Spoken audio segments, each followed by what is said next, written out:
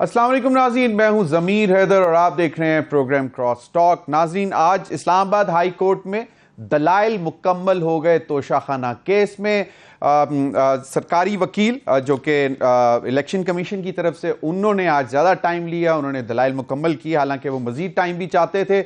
लेकिन honourable chief justice Islamabad high court, उन्होंने कहा कि जी आपके दलाइल अब हमारे लिए मुकम्मल हो गए। लतीफ़ खोसा साहब से कोई लंबी चौड़ी बात नहीं की, सरकारी नोटिस की बात हुई और लतीफ़ खोसा साहब ने कहा कि वैसे किया तो जा सकता है, लेकिन इस जो ट्रायल जहां तक पहुंच गया इसकी कोई ख़ास ज़रूरत नहीं है।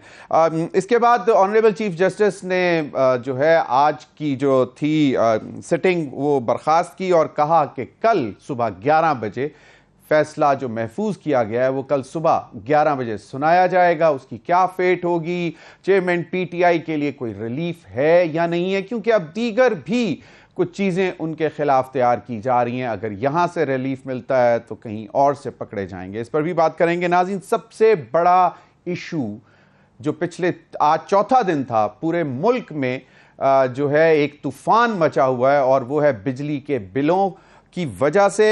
और बहुत ही तकलीफ दे स्टोरीज सुनने को मिल रही हैं। कहीं पे कोई खुदकुशी कर रहा है, कोई कुछ बेचने की कोशिश कर रहा है और बहुत ही तकलीफ दे मनाजिर हैं। हुकूमत 2 दिन से सर जोड़कर बैठी हुई थी। निगरान हुकूमत कल भी इजलास हुआ, आज भी इजलास हुआ और इतलात ये आई कि आज के इजलास में कुछ चीज़ें तय पाई हैं कि अवाम को कैसे रिलीफ दिया जाएगा। लेकिन कल जो है इस पर काबीना से मंजूरी लेकर ऐलान किया जाएगा। बज़ाहिर नज़र आ रहा है कि शायद कुछ कॉस्मेटिक्स ही होगा, क्योंकि जो मामला तय हुए में IMF के साथ, उससे आप शायद इन्हिराफ नहीं कर सकते, हट नहीं सकते।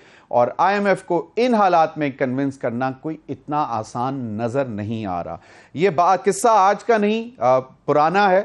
30 साल से तो तकरीबन ये मामला चल ही रहे हैं, बिजली के मामला। इन्हीं तमाम मामला पर बात करने के लिए मेरे साथ इस्लामाबाद स्टूडियो में मौजूद हैं मेहताब हैदर साहब, मेरे बहुत पुराने कुलीग, इकनॉमिक रिपोर्टर हैं बहुत ज़माने से। मेहताब, बहुत बहुत शुक्रिया आपके वक्त का। मेरे साथ मौजूद हैं मुजम्मिल असलम साहब, इकोनॉमिस्ट, बहुत बहुत शुक्रिया मुजम्मिल आपके वक्त का भी। और राना एहसान अफजल साहब, यंग पाकिस्तान मुस्लिम लीग नून लीडर, और जो इक्तिसादी मामलात हैं इन पर भी बड़ी गहरी नज़र रखते हैं। आप तीनों हज़रात का बहुत बहुत शुक्रिया।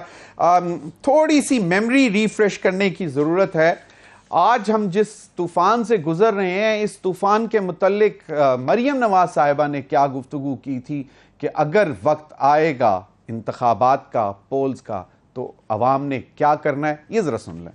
जब तहरीक-ए-इंसाफ का बंदा वोट मांगे ना, तो उसको अंदर से बिजली का बिल लाके दिखाना, कहना ये लो अपना वोट, और फिर उसको गैस का बिल लाके दिखाना, कहना ये लो झूठो अपना वोट, फिर उसको पेट्रोल की और डीजल की पर्चियां दिखाना और कहना झूठो बेईमानो ये लो अपना वोट। और फिर आपके घरों में कनस्तर होते हैं ना, कनस्तर जिनके अंदर घी भी होता है, आटा भी होता है, चीनी भी होती है, वो कनस्तर, खाली कनस्तर लेके आना और चमचा लेकर आना और खाली कनस्तर बजा के उनको दिखाना।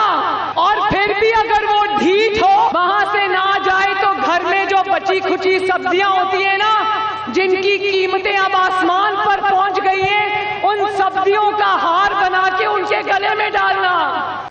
जी, मरियम नवाज साहिबा बता रही थीं कि अगर पीटीआई वाले आए, और उस वक्त शायद महंगाई थी, और तो उनके साथ क्या होना है जब इंतखाबात में जाएंगे। और ये बात है 2021, फरवरी 2021, और इंतखाबात होने थे 2023 में। तो उस वक्त उनको लग रहा था कि जब इंतखाबात होंगे तो ये सूरत हाल होगी। राना तनवीर साहब, जो अब से कुछ रोज़ कबल फेडरल मिनिस्टर थे, वो क्या कह रहे हैं, ये भी सुन लें। हमारी लीडरशिप भी और हम भी बड़े इस पर थोड़े से अफसरदा हैं कि ये जो है निगरानों के आने के बाद एक महंगाई का रेला आया है, ये अब काबिल बर्दाश्त नहीं रहा आवाम के लिए। तो हमारी तो उनके साथ बिल्कुल ये डिमांड है निगरानों के साथ कि वो उस पर नज़रसानी करें। जी, गुजारिश है निगरान हुकूमत के लिए, जिसको अभी जुमा 8 दिन हुए हैं जो मामलात संभाले हुए, और अगर इजाज़त दें प्रोड्यूसर साहब, एक ग्राफिक्स आपने तैयार किए थे, ज़रा कंपैरिजन भी देख लें। महंगाई का तूफान, फाके चूल्हे बंद, आखिर जिम्मेदार कौन? नाज़रीन, 16 माह कबल और 16 माह बाद की सूरत हाल आपके सामने रखते हैं। पेट्रोल की फी लीटर कीमत 149 रुपीज़ थी, जो कि अब 290 रुपए से ऊपर है। बिजली फी यूनिट कीमत तकरीबन 17 रुपए से आगे पीछे थोड़ा सा ऊपर थी, और अब 50 रुपए एवरेज है, इससे ज़्यादा भी है कमर्शियल। एलपीजी, जो कि गरीब आदमी और रिमोट एरियाज में जहां पे ना बिजली है ना गैस है, वहां पे लोग इस्तेमाल करते हैं, वो 233 रुपए फी किलो थी, आज 280 रुपए किलो है। डॉलर का रेट आपको मालूम है 178 रुपए था, आज 303 रुपए है। और ये इसाक डार साहब, जो कि बहुत माहिर समझे जाते थे कि ये किसी भी तरह डॉलर को काबू करना तो उनके बाएं हाथ का खेल है, तो वो भी हमने देख लिया कि डॉलर जो है वो 178 से 303 रुपए पहुंचा। महंगाई की शरह 13.4% थी 16 माह कबल, 25.34% है ऑन एवरेज, लेकिन अगर मंथ टू मंथ देखा जाए तो जो फूड इन्फ्लेशन है वो शायद इससे बहुत ज्यादा है। शरह सूद 12.25% थी, जो कि 22% तक है। सरकारी कर्जे 44.4 खरब थे, जो कि 62.9 खरब। जो फॉरेन रेमिटेंसेस थी वो स्टेट बैंक के मुताबिक 19.7% उनमें कमी वाक़या हुई है। बरामदात, जो कि वाहिद ज़रिया है डॉलर्स कमाने का, उसमें भी 12% कमी हुई है। राना एहसान अफजल साहब, आपसे गुफ्तगू का आगाज़ करूँगा, क्योंकि हमें बहुत सारी चीज़ें अब पढ़ाई जा रही हैं। ख्वाजा मोहम्मद आसिफ साहब का ट्वीट आया कि जी ये मामलात कर लें, यहाँ से चोरी रोक लें, यहाँ से ये कर लें, ये IMF से कर लें, तो आप आवाम को रिलीफ दे सकते हैं। 16 माह ख्वाजा मोहम्मद आसिफ साहब was part of the government, और ख्वाजा साद रफ़ीक साहब कहते हैं कि पाकिस्तान में महंगाई और बिजली बहरान के जिम्मेदार वही लोग हैं जिन्होंने 2018 में नाअहल टोला मुल्क पर मुसल्लत किया, और सस्ती पन बिजली के बेशतर मंसूबे, जिनमें सिक्की किनारी dam, Diamer Bhasha dam, Dasu dam, Tarbela extension project सर फहरिस्त हैं, नाअहल हुकूमत की वजह से मौखर हुए। राना एहसान अफजल साहब, ओनरशिप कौन लेगा? आवाम जो है वो परेशान है, और कोई समझ नहीं आ रही कि कहाँ से रिलीफ मिलेगा। आप लोगों ने तो फौरन ही 2 हफ्ते बाद ही कहना शुरू कर दिया कि जी निगरान हुकूमत जो है वो जो बोझ डाल रही है ये काबिल बर्दाश्त नहीं है। हालांकि आप ही ने मेरे प्रोग्राम में कहा था कि हम ओनरशिप ले रहे हैं, क्योंकि जाने से चंद रोज़ कबल पेट्रोल की कीमतों में अच्छा खासा इजाफा आप लोग भी करके गए थे। क्या कहते हैं राना साहब? बिस्मिल्लाहिर्रहमानिर्रहीम। देखें, महंगाई जो थी 2018 में, उसकी जो शरह थी 5% से नीचे थी, और बिजली के बिल भी बड़े सस्ते आते थे, और ओवरऑल कंट्रोल था, मुल्क तरक्की भी अच्छी पेस पे कर रहा था। फिर वाकई ये जो तजर्बा हुआ, जिसने, मैं 2 चीज़ें आपको बताता हूँ कि जो गर्जशी कर्जा था वो 1100 अरब से लेके चले गए तकरीबन गालिबन 2500 अरब पे। इन्होंने रीबेसिंग नहीं की एनर्जी की, 2 दफ़ा करनी थी, दो दफ़ा इन्होंने मिस की, और उससे ये गर्जशी कर्जा और तेज़ी से बढ़ा। इसी तरह गैस सेक्टर में इन्होंने रीबेसिंग नहीं की, और 350 अरब का जो गर्जशी कर्जा था वो ये 1400 अरब पे ले गए। तो जाहिर सी बात है, जब आप इतने ज़्यादा नुकसानात करेंगे और इतने ज़्यादा कर्जों को चढ़ा देंगे, तो जब आपने IMF का मुआहदा करना था, तो तब तो बिजली महंगी करने की आई थी समरी, इन्होंने सस्ती कर दी। पेट्रोल महंगे करने की समरी आई थी, इन्होंने सस्ती कर दी। एमनेस्टी के ऊपर बंदिश थी, इन्होंने एमनेस्टी दे दी, और IMF का मुआहदा फाड़ के डस्टबिन के अंदर ये फेंक के चले गए। तो फिर जब हमने मुल्क को दिवालियेपन से बचाना था, जिसकी नवीद शबर जैदी साहब इन्हीं की हुकूमत में दे चुके थे कि मुल्क तो दिवालिया हो चुका है, और इनके अपने वजीर खजाना बता चुके थे कि डायरेक्शन लेस इकोनॉमी है, तो ये जब तजर्बा बुरे तरीके से नाकाम हो गया, तो बिल्कुल हमने एक आईनी तरीके से हम हुकूमत में आए, और हमने जो किया वो ये किया कि हमें गर्जशी कर्जे को रोकने का कहा गया कि इसको रोकेंगे तो ये डॉलर मिलेंगे, नहीं रोकेंगे तो फिर आप दिवालियेपन की तरफ जाएंगे। तो वो हमें रोकना पड़ा, वो गर्जशी कर्जा जो है उसके फ्लो को, और उसकी वजह से हमें एनर्जी रीबेसिंग करनी पड़ी, और फिर बिल्कुल रुपया भी डीवैल्यू हुआ। तो ये सारे वो जो चीजें हैं वो कल्मिनेट हुई, जो आज आप देख रहे हैं उसके अंदर ये हकीकत है जमीर साहब के जो चोरी है 400-500 अरब की, उसका अजाफी बर्डन जो है एक आम सारिफ पे पड़ता है, जो इंटरनेशनल स्टैंडर्ड से ऊपर लाइन लॉसेस हैं उसका बर्डन पड़ता है, जो प्राइवेटाइज ना हो सका ये पावर सेक्टर उसका बर्डन, उसकी इनएफिशिएंसी का बर्डन पड़ता है। फिर ये क्योंकि देखें हमने तो इन 16 महीनों में सोलराइजेशन करने की भी कोशिश की और 6000 मेगावाट का प्रोजेक्ट था, हमें टाइम ना ज्यादा मिल सका कि उसको इम्प्लीमेंट करें, कि वो एक तरीका है कि आप इंपोर्टेड ईंधन से जो है वो जान छुड़ाएं। हमने इन 16 महीनों के अंदर थर की प्रोडक्शन को तकरीबन तिगना करने का प्लान बनाया, थर कोल की, वहां रेलवे ट्रैक बिछाया गया और अब सिंध हुकूमत होपफुली उधर माइनिंग शुरू करेगी तो थर लोकल कोल जो है उसकी इंपोर्ट में कमी आएगी। तो ये सारा हमने 16 महीने में किया। बिल्कुल इन 16 महीनों के अंदर ये महंगाई आई, लेकिन हमारे पास भी वो रास्ता था कि हम मसनूई तौर पे फील गुड फैक्टर देते और मुल्क को खाई के अंदर फेंक देते। तो ये वो सारे हकायक हैं जो आज इसमें कोई बंदा झुटला नहीं सकता कि ये बिल जिस तर्ज से बढ़े हैं उस तर्ज से इनकम लोगों की नहीं बढ़ी। लेकिन ये भी हकायक हैं जो मैंने आपको बताए हैं और मुल्क में तजर्बा तो किया गया और वो तजर्बे को वो भुगत रहे हैं अब सारे।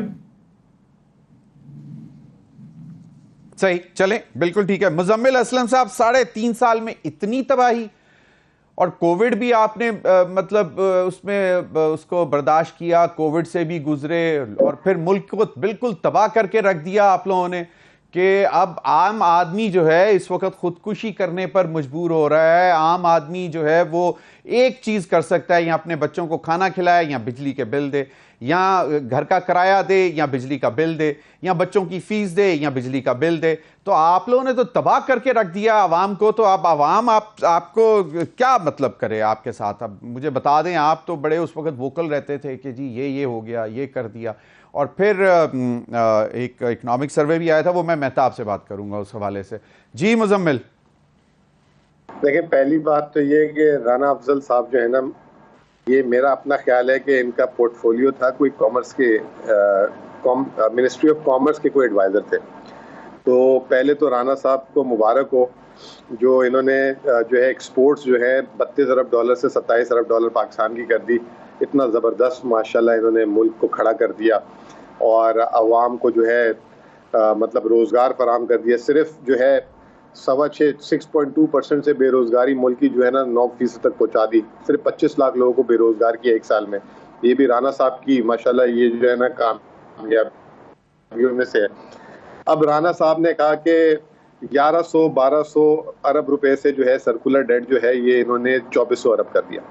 अब मैं ये कह रहा हूँ ना कि राना साहब को कुछ पता ही नहीं है। राना साहब अपनी जिस इंडस्ट्री के लिए जिस पे लगाया तो उसकी कारकर्दगी मैंने सुखाई। अब थोड़ा सा इनको आज समझा देता हूँ मैं कि ये 1200 से 2400 अरब कैसे हुआ। 2008 में पाकिस्तान में सर्कुलर डेट का तस्वुर नहीं था। पीपल्स पार्टी आई और उन्होंने 500 अरब रुपए पे जाके जो है ना इनके हवाले किया। जब 500-600 अरब रुपए हुआ, इसहाक डार साहब ने पहले दिन ही आके वो बैंकों से उठा के बगैर ऑडिट किए लोगों को पैसे बांट दिए, क्योंकि काफी जानने वाले लोग थे। 480 अरब, कुछ लोग 480, हाँ सही, प्रिसाइजली 480 ले ले। कुछ लोग कहते हैं कि जानने वाले थे और कुछ आपस में मामलात भी थे, लेकिन मैं उसमें नहीं जाता, मेरे पास कोई सबूत नहीं है, ठीक है ना। अब वो इन्होंने देने के बाद फिर 1100 अरब रुपए खड़ा करके गए। इतने अच्छे थे, जब इन्होंने उस वक्त दे दिया था तो सर्कुलर डेट की जड़ को उखाड़ के जाते। अब ये कहते हैं कि जी 1100 अरब से हो गया 2400 अरब। ओ भाई, जब आप 2018 में गए थे ना तो उस वक्त कैपेसिटी पेमेंट थी 200 अरब रुपए या 300 अरब रुपए। इस साल कैपेसिटी पेमेंट है 2000 अरब रुपए।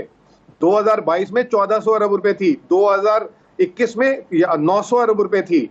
तो ये जो आप जो बम बांध के गए ना हमारे लिए, पूरे पाकिस्तान के लिए, ये कैपेसिटी, ये जो आप पूरे पाकिस्तान को नारे लगाते कि आवाम को जो है ना हमने बिजली दी, 2015 के बाद से जो प्लांट लगे ना पाकिस्तान की कैपेसिटी पे 3, ये तो दुआएं दे कि ये हम थे तो ये 2200-2400 पे रुक गया। आप लोग होते तो पता नहीं 5-6 हजार अरब रुपए तक पहुंचा चुके होते। सिर्फ 2012 से लेकर 2020 तक पाकिस्तान ने सर जी 8000 अरब रुपए कैपेसिटी पेमेंट पाकिस्तान ने अदा की। 8000 अरब रुपए। ये इनसे हिसाब लेना है कि ये आपने किया है।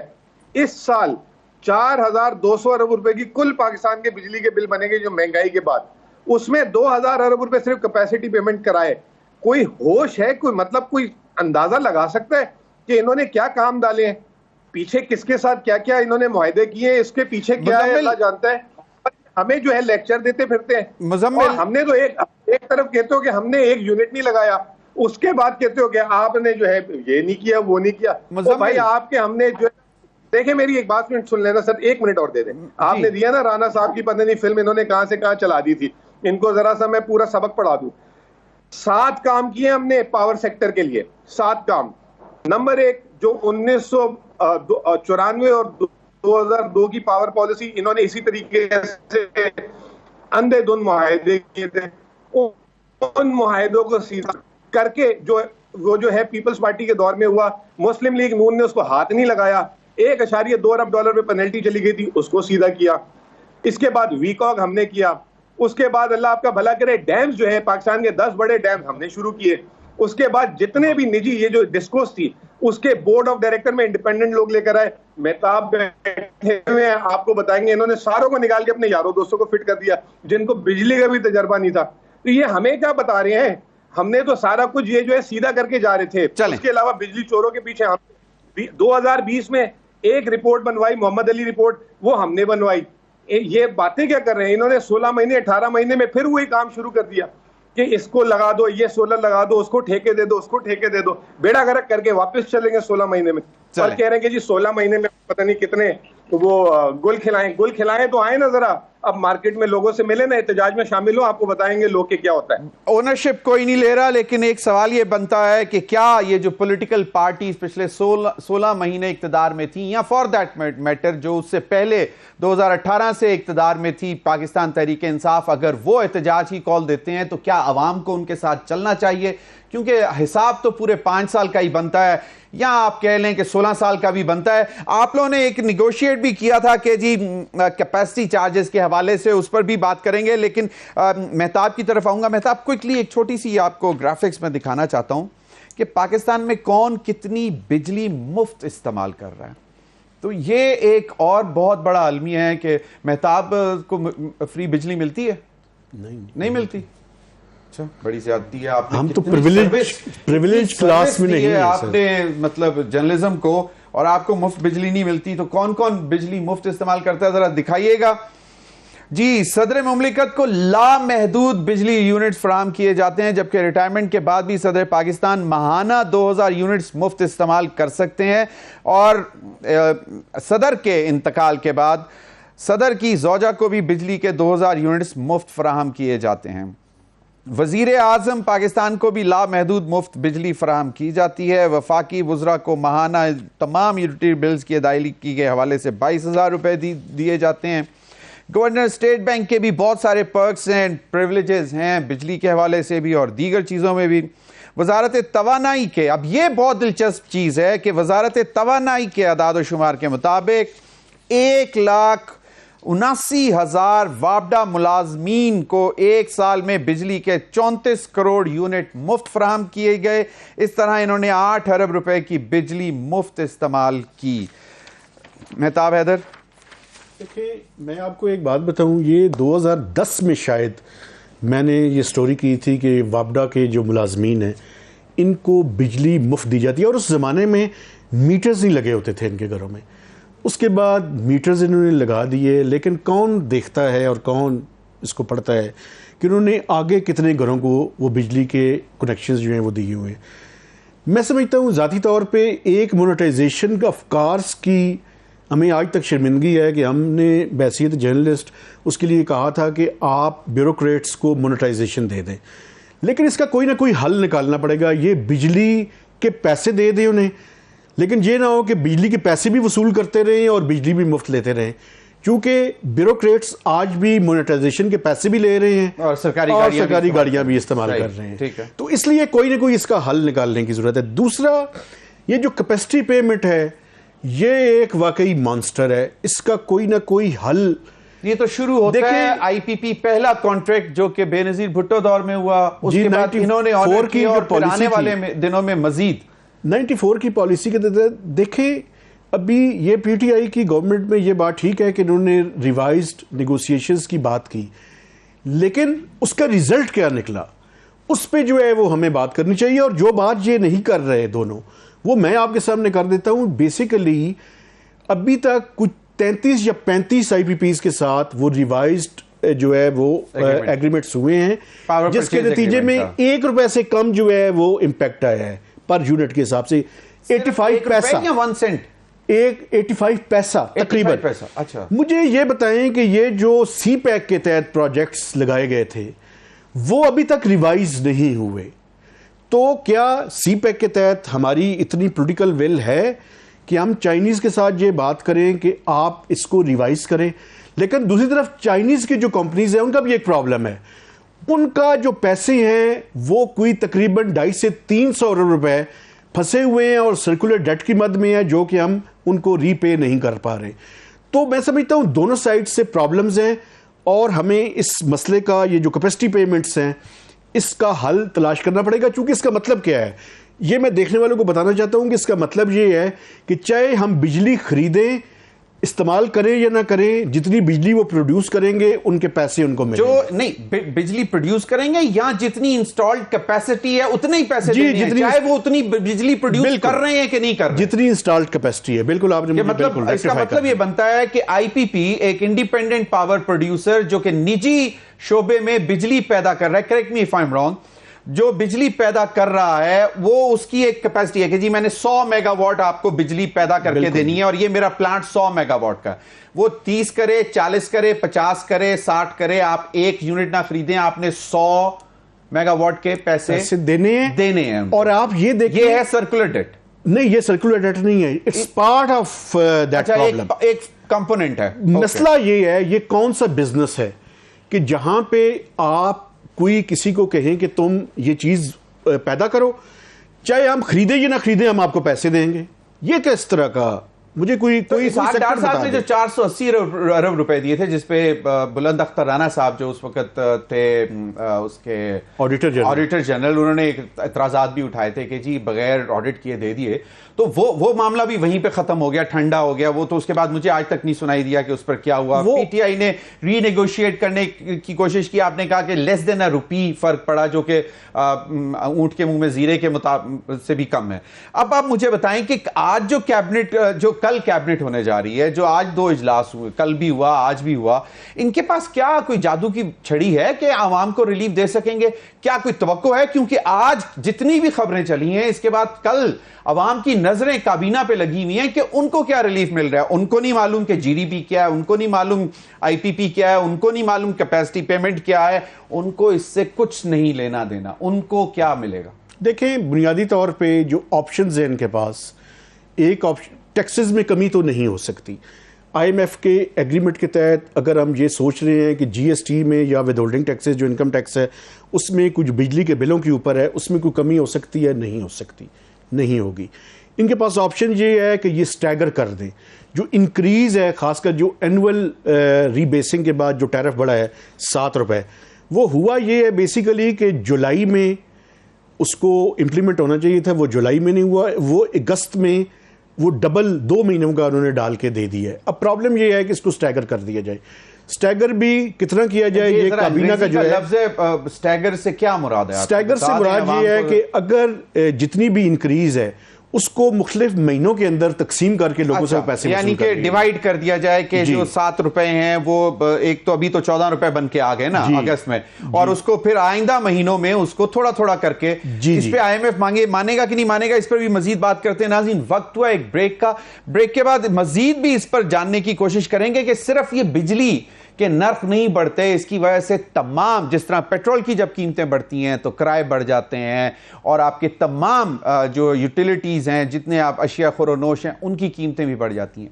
बिजली का भी इम्पैक्ट कुछ ऐसा ही आता है कि दुकानदार अगर अपनी चीज़ों की कीमत नहीं बढ़ाएगा तो वो बिजली के बिल कैसे देगा। और इसी तरह तमाम ये सर्कल जो है, सिर्फ एक जगह सिर्फ बिजली नहीं, ये एक जिसको अंग्रेजी में शायद विशियस सर्कल कहते हैं, उसमें हम फंसे हुए हैं। इस पर भी बात करेंगे ब्रेक के बाद।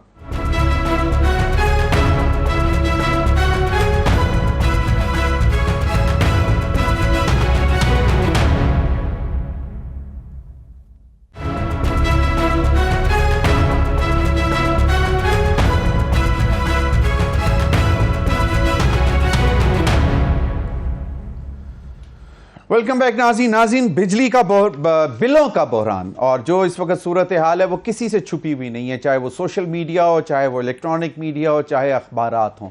आज पूरे मुल्क में इसी एक बात का सवाल जो है उसका जवाब मांगा जा रहा है कि जनाब एक आम गरीब आदमी बिजली का बिल कैसे देगा।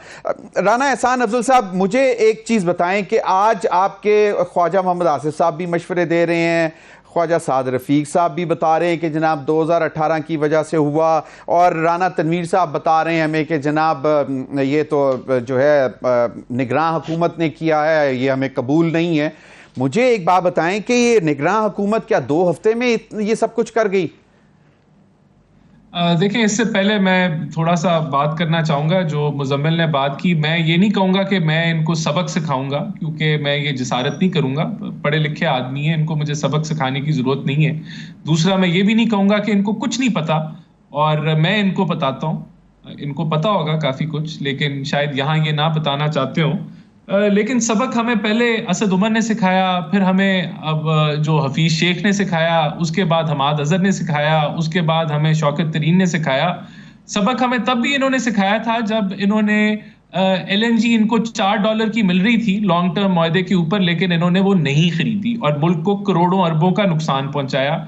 जब शॉर्टफॉल हुई LNG की, जब इन्होंने फर्नेस ऑयल के माफिया के जरिए जो है वो मेरिट ऑर्डर को LNG को नहीं अवेलेबल किया, और फर्नेस ऑयल पे जब इन्होंने प्लांट चलाए, तो इन्होंने सबक आम आदमी को सिखाया। और सबक तो ये पूरी हुकूमत जिस वक्त ये थी, इनकी हर वादा, इनका हर जो क्लेम था, वो जब रिवर्स हुआ तो वो सबक पूरी अवाम ने बड़े अच्छे तरीके से जो है वो सीख लिया।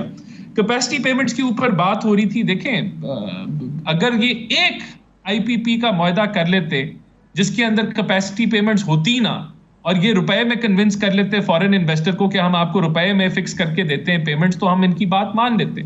इन्होंने तो ना LNG का टर्मिनल लगाया, इन्होंने ना जो है कोई एक पावर प्लांट लगाया, लेकिन तनकीद ये बड़े अच्छे तरीके से कर रहे हैं। और जो कैपेसिटी पेमेंट्स होती हैं उसके अंदर जो 70% वो डेट की रीपेमेंट्स होती हैं, जो लोगों ने प्लांट लगाया होता है उसकी, और उनकी इक्विटी की रीपेमेंट्स होती हैं। बिल्कुल, अगर ये मुआहदे आप रीनेगोशिएट, वो भी बता दिया कि रीनेगोशिएट जब इन्होंने किए तो 85 पैसे का फर्क पड़ा। और जो फॉरेन इन्वेस्टर्स जिन्होंने बाद में अब आना है पाकिस्तान में आगे मुस्तकबिल में, उनको पता चल गया कि यहाँ कोई सोवरेन गारंटी नहीं होती, यहाँ मुआहदे रीनेगोशिएट भी हो जाते हैं, हुकूमत भी पीछे हट जाती है। तो ये चीजें आपको वे करके आगे चलना होता है। और अभी भी अगर आप रीनेगोशिएट कर लें तो उसका कितना इम्पैक्ट राना साहब, ये इसी पॉइंट पे एक छोटी सी ऑब्जर्वेशन है। बात ये है कि getting out of an agreement is something else, renegotiating is normal. मतलब अगर वो कोई होते रहते हैं, दुनिया भर में होते रहते हैं, तो वो तो एक कानूनी चीज नहीं है। हाँ, अगर उसका रिजल्ट सिर्फ 85 पैसे है तो उस पर आप क्वेश्चन करें, बिल्कुल नहीं। होता यह है कि अगर एग्रीमेंट के अंदर टाइम लिमिट होता है, उसके बाद आप रीनेगोशिएट कर सकते हैं अगर आपका एग्रीमेंट अलाउ करे। लेकिन अगर एग्रीमेंट अलाउ नहीं करता उस टाइम लिमिट के अंदर, तो फिर हर पार्टी की मर्जी है कि वो रीनेगोशिएट करे या नहीं ना करे। जिस तरह अभी चाइनीज ने कहा हम नहीं करेंगे, ये आपकी इधर सोवरेन गारंटीज है, ये कैसे हम कर लें। लेकिन कोशिश आप बिल्कुल करें, लेकिन इस चीज को वे करें कि जहां आपकी सोवरेन गारंटीज हैं और आप बैकआउट करते हैं, तो फिर आगे आने वाले इन्वेस्टर का क्या इंपैक्ट आएगा। और मैं कह रहा हूं, इन्होंने तो क्लेम किया ना, बड़ा क्लेम बताया कि हमने 27 रीनेगोशिएट किए, तो उससे क्या फर्क हुआ, क्या फर्क पड़ा। तो मैं समझता हूं इन चीजों को वे करके चलना चाहिए। और ये लेके तो आए ना कोई फॉरेन डायरेक्ट इन्वेस्टमेंट, एक चवन्नी की फॉरेन डायरेक्ट इन्वेस्टमेंट ये लेके नहीं आए जो यहां पाकिस्तान में आज भी खड़ी हो। और बातें और लेक्चर इनके आप जितने मर्जी सुन लें। जहां तक आपने बात की, देखें मैं एग्री करता हूं, अभी तो चंद रोज मैं डैम्स के ऊपर आखिरी बात करना चाहता था। मोहम्मद डैम ले लें, आप दासू डैम ले लें, भाषा डैम ले लें, और नीलम झेलम ले लें, और रिकॉर्ड निकाल लें कि किस दौर में किसकी PHDP की एलोकेशन और काम किसने ज्यादा किया, तो आपको PMLN नजर आएगी। और यहां आपको दावे नजर आएंगे कि डैम डैम डैम, लेकिन काम इन्होंने कख नहीं किया। ये आप इसका रिकॉर्ड मंगवा के आप चेक करवा लें, कंपैरिजन करवा लें। बाकी जो है मैं समझता हूं कि ये अभी बिल्कुल ठीक है। मैं मुजम्मिल की तरफ जाऊंगा। मुजम्मिल, इस सारी स्टोरी में जिस तरह अभी राना एहसान अफजल साहब कह रहे थे dam dam dam, actually dam full तो आवाम बन गई। और जो कुछ भी हुआ इसमें मैं आप लोगों को भी उतना ही कसूरवार ठहराऊंगा कि ठीक है, पीएमएलएन और पीपल्स पार्टी भी जो नेगोशिएट करके चली गई आए वो भी गलत हुआ, आप लोगों ने भी खैर ठीक है नहीं बेहतर कर सके, लेकिन इसके साथ और बहुत सारी चीजें जुड़ी हुई थी। मैं राना एहसान साहब को इतना सा कह दूं कि फॉरेन डायरेक्ट इन्वेस्टमेंट नहीं आई लेकिन एक्सपोर्ट्स बढ़ रही थी। फैसलाबाद में इंडस्ट्री ओवर हीट हुई थी, कैपेसिटी से ज्यादा काम कर रही थी, ह्यूमन रिसोर्स की कमी हो रही थी। दो चीजें, आप फैसलाबाद से हैं, आई एम श्योर कि आप इसको सेकंड करेंगे। और उसके बाद फिर रिमिटेंसेस जो हमारे ओवरसीज पाकिस्तानी थे वो जितने भेज रहे थे, तो हमारा एक जो डॉलर स्टार्व्ड इकोनॉमी आज है वो थोड़ी सी कंफर्टेबल थी। जी मुजम्मिल, आप रिस्पॉन्ड कर दें क्विकली, तो फिर मैं जाऊंगा मेहताब की तरफ फाइनल कमेंट करने। मैं मेहताब भाई को भी थोड़ा सा याद करा देता हूँ। मेहताब भाई 85 को बड़ा अदना और मामूली समझ रहे हैं। उस वक्त जो है 16 रुपए यूनिट था, जिसमें 8 रुपए या 9 रुपए फ्यूल कॉस्ट थी और 8 रुपए और 9 रुपए ही जो है ना कैपेसिटी पेमेंट थी।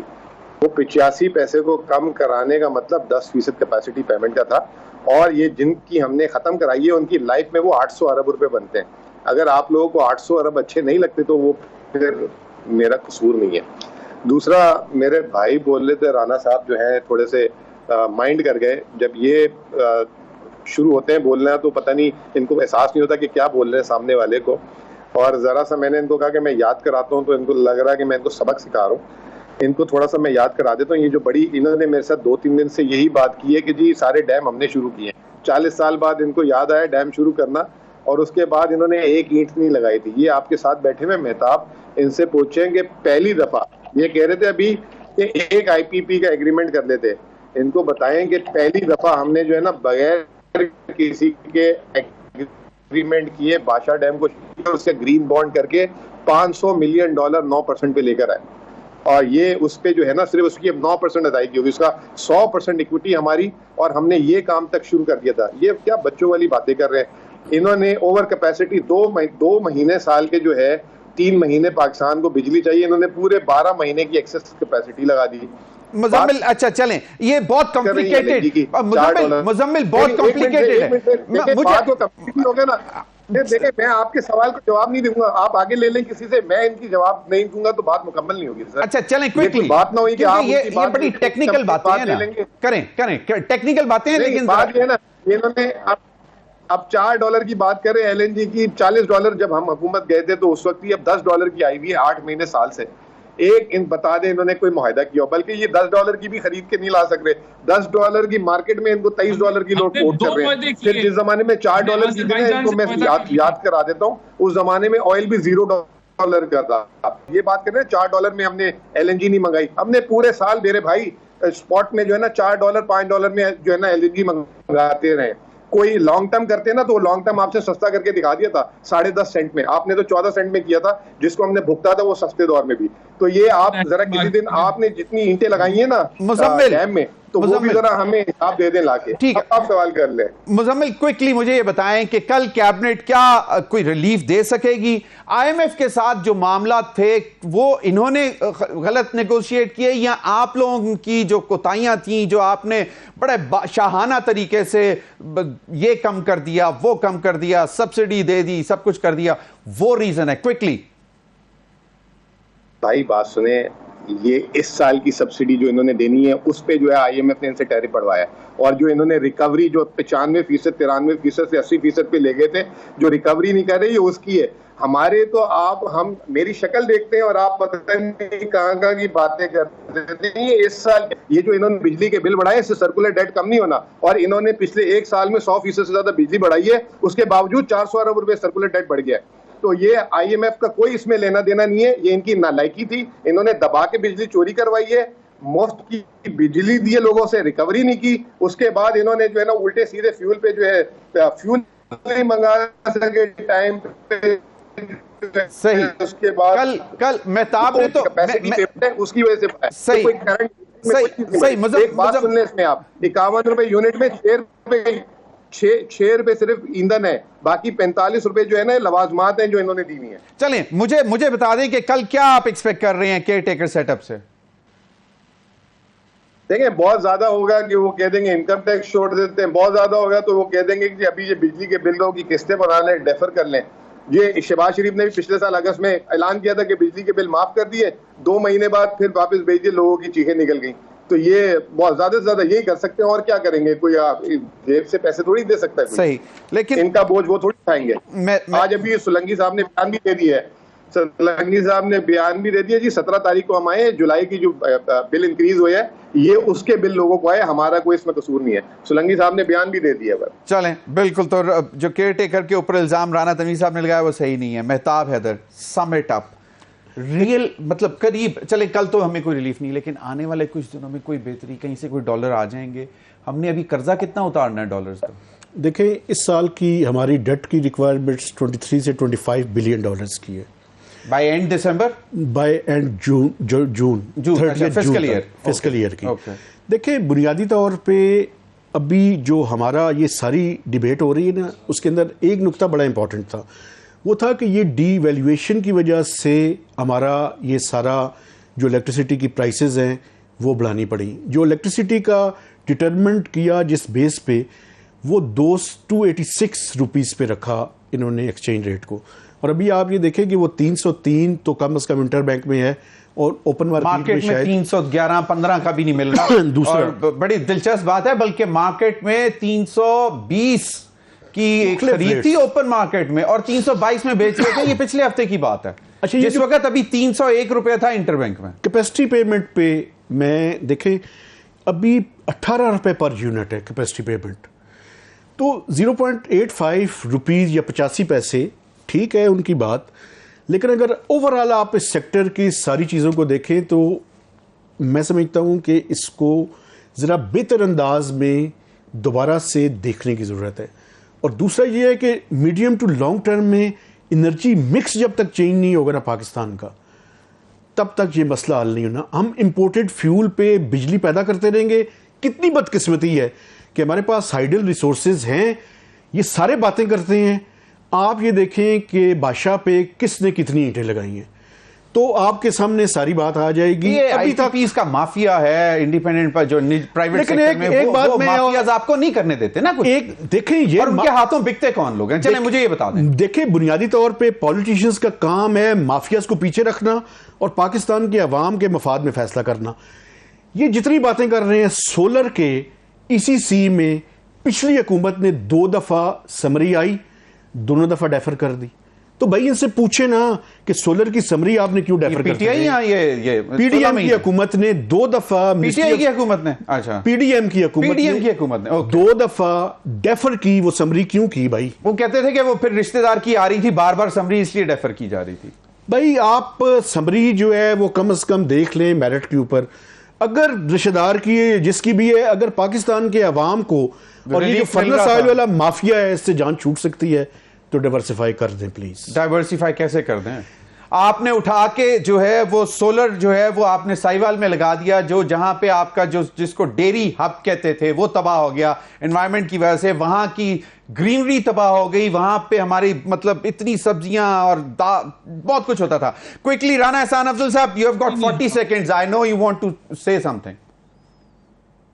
नहीं, देखिए, सोलर का कुछ भी नहीं तबाह हुआ। कोई वहां वो थोड़े से एरिया में है, वो कौन सा पूरे रकबे के अंदर वो सोलर लग गया था, तो ऐसा कुछ भी नहीं है। और वो जो समरी जो डेफर हुई थी वो पेमेंट मैकेनिज्म का इशू था, जिन के वो जो पेमेंट उनको किस तरीके से की जाएगी, वो कोई स्पेशल अकाउंट चाह रहे थे सोलर वाला, तो उसके ऊपर मेरे ख्याल से कोई फाइनल आउटकम नहीं निकली। लेकिन ये प्लान तैयार है, सोलराइजेशन एक रास्ता है। आपको विंड पावर पे जाना होगा, आपको ये डैम्स जो बन रहे हैं इनको जल्द से जल्द मुकम्मल करना होगा, तो हमारा एनर्जी मिक्स बेहतर हो जाएगा।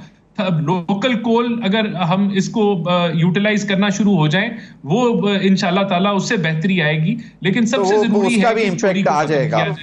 Very very right. लेकिन फिलहाल इमीडिएट रिलीफ अनफॉर्चुनेटली नजर नहीं आ रहा। जिस तरह मेहताब ने कहा कि बस स्टैगर करेंगे, कुछ चीजों को ब्रेक करेंगे और लेकिन लेंगे अवाम की जेब से। आप तीनों हज़रात का बहुत बहुत शुक्रिया। मेहताब हैदर, राना एहसान अफजल, मुजम्मिल। नाज़रीन, अभी वक्त हुआ एक ब्रेक का।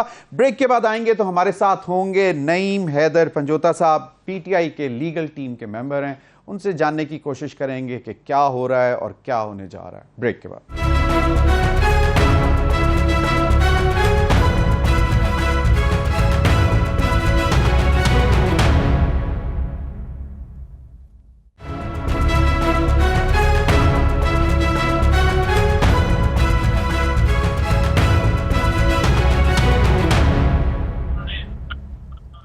वेलकम बैक नाज़रीन हमें ज्वाइन किया है ब्रेक में नईम हैदर पंजोता साहब, मेंबर हैं पाकिस्तान तहरीक इंसाफ की लीगल टीम के। बहुत बहुत शुक्रिया पंजोता साहब आपके वक्त का। पंजोता साहब आप थे कल लिफ्ट में, जो भी जिस दिन भी था ये वाक़या हुआ लिफ्ट का? बिल्कुल था जी, बिल्कुल था जी। चलें, एक तो ये कि हमारी दुआएं आपके साथ हैं, अल्लाह का शुक्र है कि आप ठीक रहे, खैरियत से रहे। आज इस्लामाबाद हाई कोर्ट ने ये मामला भी टेकअप कर दिया है। ये अब तोशा खाना केस में आज बड़ी कोशिश की उन्होंने कि जी कि कोई सरकारी वकील को भी नोटिस किया जाए, उसकी इनपुट भी चाहिए, और उस पर खोसा साहब ने कोई एतराज़ एज सच नहीं किया। उन्होंने कहा कि जी अब ये मुनासिब नहीं है, लेकिन अगर करना है तो कर दें, लेकिन हमें फैसला चाहिए। तो पहले तो जब इन सेशन आया आज का कोर्ट, तो उन्होंने कहा कि जी आज फैसला सुनाएंगे, उसके बाद क्या हुआ? देखिए बात यह जी कि ये तो सारी डिले टैक्टिस की गई है ना सारे केस के अंदर। पहले इतना लंबी डेट दे दी गई, हालांकि सेक्शन जो 426 है CRPC का वो वाज़ेह कहता है कि नोटिस का वहां पर कहीं किसी जगह के ऊपर जिक्र ही नहीं है कि आपने नोटिस भी करना है। ठीक है, नोटिस हो गया, इतना लंबा नोटिस कर दिया गया, फिर एक बहाना बनाया गया जी के वकील साहब जो हैं बीमार हैं, वकील साहब जो हैं तैयार नहीं है, तो डेट्स दे देंगे। आज दो बहाने थे, एक था जी कि सरकार को नोटिस किया जाए, दूसरा एक एफिडेविट दिया था वहां पर जो है ख्वाजा हारिस साहब ने कि वो जो एफिडेविट दिया था वो मैंने देखा नहीं है उसकी ओरिजिनल कॉपी, तो वो मुझे ओरिजिनल कॉपी फराहम की जाए या मैं देखना चाहता हूँ, मुझे टाइम दिया जाए। बेसिकली आज जो आर्गूमेंट्स होने थे वो होने थे सस्पेंशन के ऊपर। सस्पेंशन किया था कि सस्पेंशन सजा होगी नहीं होगी, बेल होगी, ये मामला होना था। एक पूरा केस जो है आर्ग्यू किया गया, उसके ईच एंड एवरी फैक्ट्स जो हैं वो सारे आर्ग्यू किए गए, उसकी मेंटेनेबिलिटी, उसकी जुरिस्डिक्शन, उसकी लिमिटेशन, जितने एतराज़ात हम ट्रायल कोर्ट में लगाते थे ना 2 दिन, अमजद परवेज साहब वो पूरे आज वो चीजें हमने देख ली। आप सस्पेंशन के ऊपर हैं, आप चीफ साहब ने कहा कि आप सस्पेंशन के ऊपर आए और जो है सस्पेंशन किया तक आर्गूमेंट्स करें ताकि फैसला हो। ठीक है जी, बहरहाल आज उन्होंने कहा कि हमने फैसला करना है, 15-20 मिनट के दरमियान में ब्रेक हुई और आज आर्गूमेंट्स कंप्लीट हो गए। सुबह के लिए रिजर्व है। हमें पूरी इसलिए उम्मीद है कि ये जो सजा है शॉर्ट सेंटेंस है, 3 इयर्स पनिशमेंट हुई है, तो ये जैसे बेल होती है फिर जैसे बेल हम करवाते हैं यूं ही ये सस्पेंड हो जाती है और इसके अंदर कोई मुकदम नहीं है। लेकिन साथ गिरफ्तारियों के हवाले से भी इतला मिल रही है जी कि साइफरवन मामले में गिरफ्तार कर लिया गया है। ये 4 दिन पहले भी ये खबर आ रही थी कि गिरफ्तार हो गया। वो अगर आप सवाल पूछेंगे तो मैं उस हवाले से जरूर बताऊंगा। आज की प्रोसीडिंग तक ये हुए। बिल्कुल, ये मुझे बताएं पंजोता साहब के चलें, अगर कहा यह जा रहा है कि आपकी भी तवक्को है कि अगर रिलीफ मिल जाता है, तो मुझे ये बताएं कि क्या चेयरमैन PTI की मुश्किलात में कमी होगी, या क्योंकि अभी और बहुत सारी चीज़ें कॉम्प्लिकेट करके भी सामने लाई जा रही हैं, क्योंकि साइफर वाला मामला जिस तरह आपने कहा कि फिर 9 मई के मामले में मास्टरमाइंड डिक्लेयर किया जा रहा है और वो भी एक मामला है, तो क्या मतलब कोई नियर फ्यूचर में कोई परमानेंट रिलीफ तो नज़र नहीं आ रहा होगा आप लोगों को? देखिए, मैं ना खान साहब के साथ जो है जिस वक्त वो PM के ओहदे से हटे हैं, उसके बाद जो पहली FIR उनके ऊपर हुई या 25 मई के अंदर आपने देखा कि एक दिन में 18 से 19 FIR हुई और उसके बाद ये सिलसिला चलता रहा। ये सारी FIRs के अंदर जो 25 मई को हुई, 19 हुई, बेल्स हो गई। किस बुनियाद के ऊपर हुई? कोई सबूत नहीं मिला, कोई एविडेंस नहीं मिली कि ये किसी को कह रहे हो जलाओ गिराव करो, तोड़ फोड़ करो, कोई एविडेंस। अच्छा, 9 मई के हवाले से फरक फरीद बलोच साहब ने फैसला दिया, उसमें वाज़ेह तौर पर उन्होंने कहा कि एक बंदा जेल के अंदर है, वो कैसे साजिश कर सकता है, उकसा सकता है, कोई एविडेंस नहीं मिली, शवाहिद नहीं मिले, लिहाजा जमानत कन्फर्म कर दी जाती। अब 9 मई के हवाले से ये आज एक JIT जो है दोबारा गई है वहां पर इंटरोगेशन करने के लिए। वो सुनने में आ रहा है जी कि उसमें भी गिरफ्तारी डालेंगे। 9 मई के हवाले से मैंने फैसले के हवाले से बता दिया आपको, ये सेम एक ही रोल है हर जगह पे, चाहे लाहौर हो, चाहे इस्लामाबाद हो, चाहे पेशावर हो, जितनी FIR हुई है रोल एक ही है कि इन्होंने कहा है और उन्होंने किया। वो फैसला जो है वो रिकॉर्ड पे पड़ा है जो साबित कर रहा है कि वे बेकसूर है। नहीं मंजूर साहब, दूसरे नंबर पर सही, मतलब मुख्तलिफ केसेस लग रहे हैं कि वो भी सामने आएंगे और अरेस्ट करने की भी कोशिश की जाएगी, ये आपको लग रहा है? बिल्कुल। अब सुप्रीम कोर्ट से वापस आए थे इस्लामाबाद हाई कोर्ट में और उन्होंने टाइम लिमिट दी कि बस इतने अरसे में हमें फौरी। अब क्या ये फैसला लेने के बाद कल दोबारा आप लोगों ने जाना है सुप्रीम कोर्ट, उधर वहां पे क्या मामला हैं? देखिए, सुप्रीम कोर्ट में बेसिकली जो हमने ऑर्डर ये रिमांड वाला था, ये जो नीचे भिजवाया गया था, इस ऑर्डर को चैलेंज किया था कि उसी जज साहब के पास दोबारा भिजवा दिया जिनके ऊपर हमें एतराज है, और रिमांड कर दिया। और ये चीजें जो हैं खुद डिसाइड नहीं की, जुरिस्डिक्शन वाला मामला और दूसरे तीसरे वो दरखास्तें हमारी वहां पर पेंडिंग थी जो कि टेक अप हुई, वो अभी फिक्स नहीं है मामला इधर।